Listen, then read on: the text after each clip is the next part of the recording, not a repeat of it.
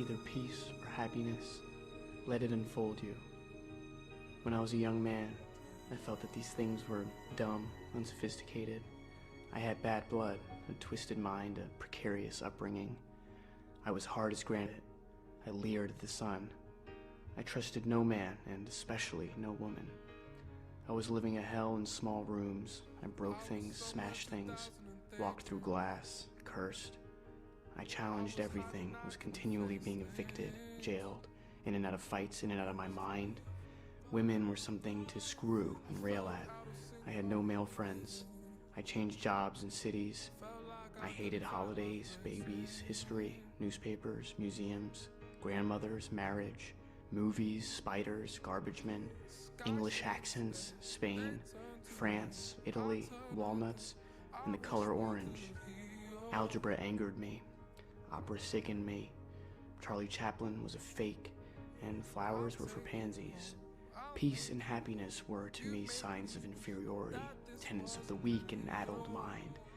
But as I went on with my alley fights, my suicidal years, my passage through any number of women, it gradually began to occur to me that I wasn't different from the others. I was the same. They were all fulsome with hatred, glossed over with petty grievances. The men I fought in alleys had hearts of stone. Everybody was nudging, inching, cheating for some insignificant advantage. The lie was the weapon, and the plot was empty. Darkness was the dictator. Cautiously, I allowed myself to feel good at times. I found moments of peace in cheap rooms, just staring at the knobs of some dresser or listening to the rain in the dark. The less I needed, the better I felt.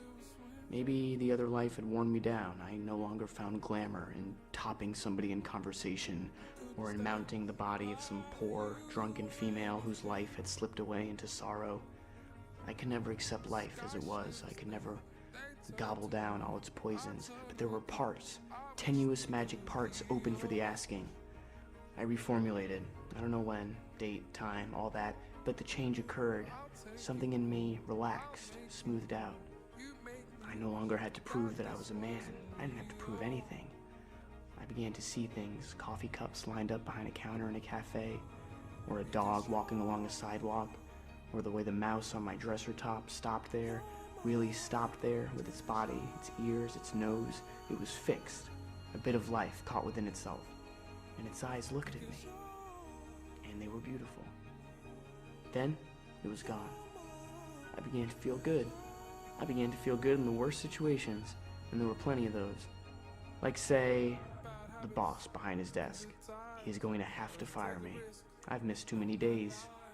He's dressed in a suit, necktie, glasses.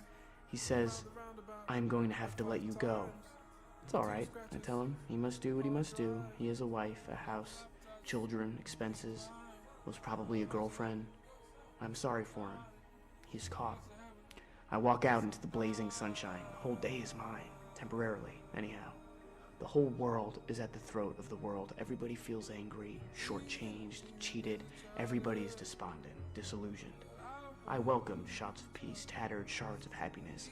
I embrace that stuff like the hottest number, like high heels, breasts, singing, the works. Don't get me wrong, there is such a thing as cockeyed optimism that overlooks all basic problems just for the sake of itself. This is a shield and a sickness. The knife got near my throat again.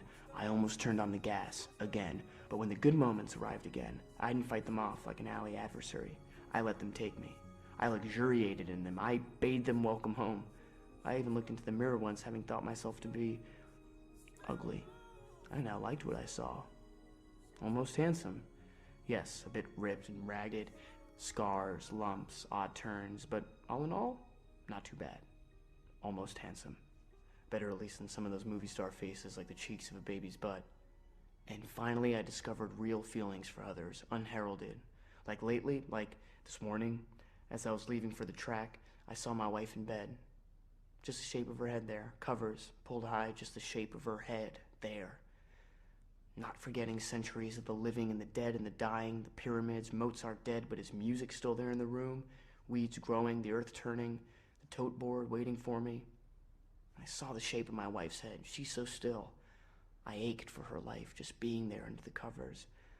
I kissed her on the forehead, Got down the stairway, got outside, got into my marvelous car, fixed the seatbelt, backed out the drive, feeling warm to the fingertips, down to my foot on the gas pedal.